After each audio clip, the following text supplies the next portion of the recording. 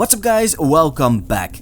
Retro gaming is all the rage nowadays. It is hot, it is red, it is bigger in 2021 than it has ever been before.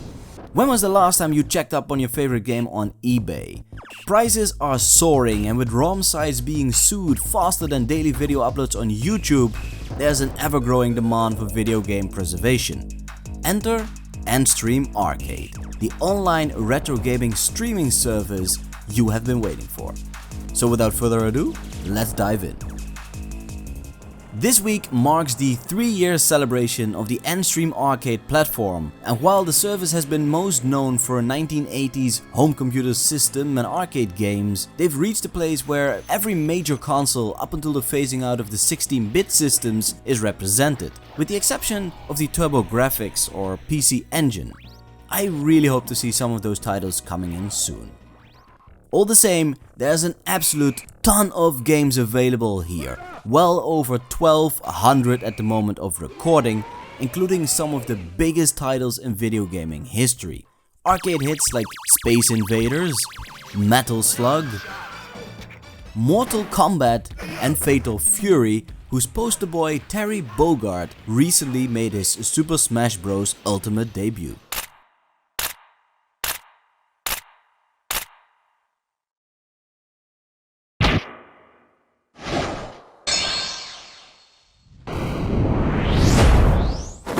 Cover!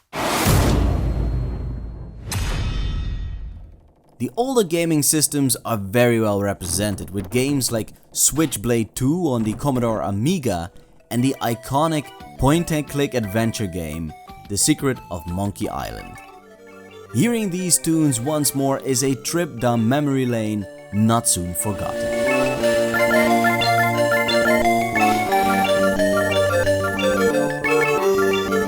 The Sega Mega Drive or Sega Genesis has a small but growing library with games like the classic racer Top Gear 2 and the Water Margin A Tale of Clouds and Wind, a lesser known beat 'em up previously released exclusively in China, Taiwan and Hong Kong, and that too 100% unlicensed, but one with an interesting special attack system, one well worth revisiting every now and then.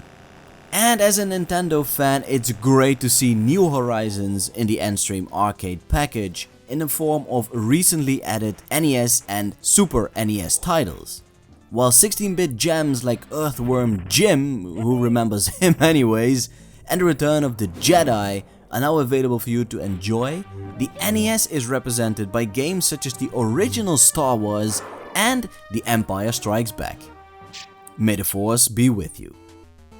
The best thing about all of this is that each and every one of these games can be enjoyed on virtually any device currently within your reach, from PC to Mac, from Android systems to the Nvidia Shield, and from the Amazon Fire TV to the Atari VCS.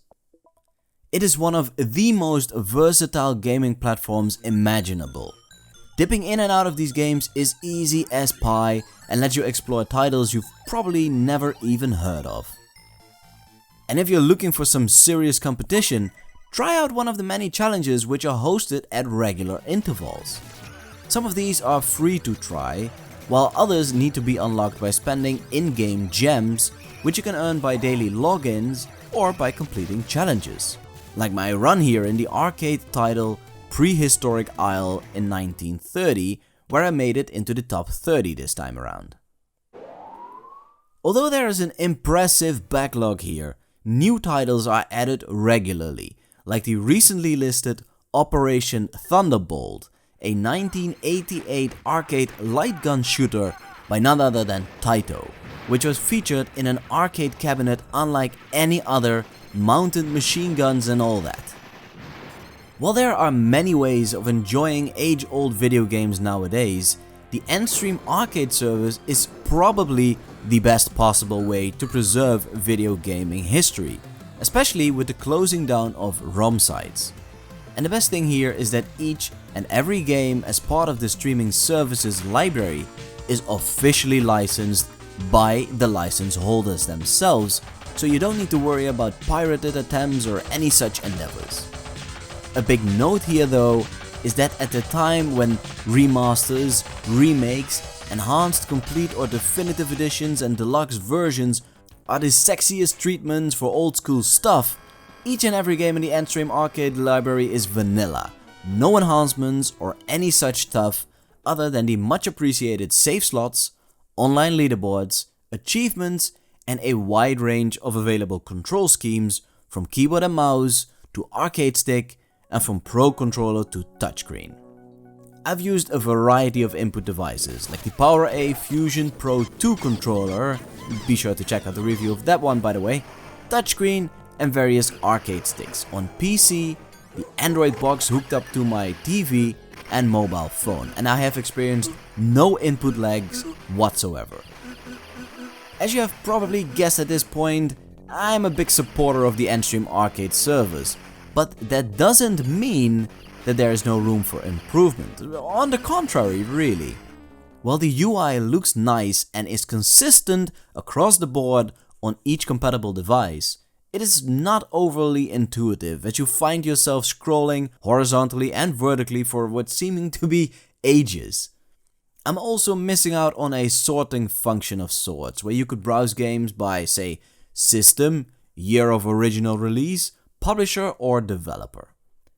There's an odd thing too though, in which switching between devices, say from your mobile phone to your PC, hence switching from a touchscreen to physical buttons, or the other way around, doesn't seem to be working properly when continuing a saved game, as if the input control scheme is part of the actual save file here.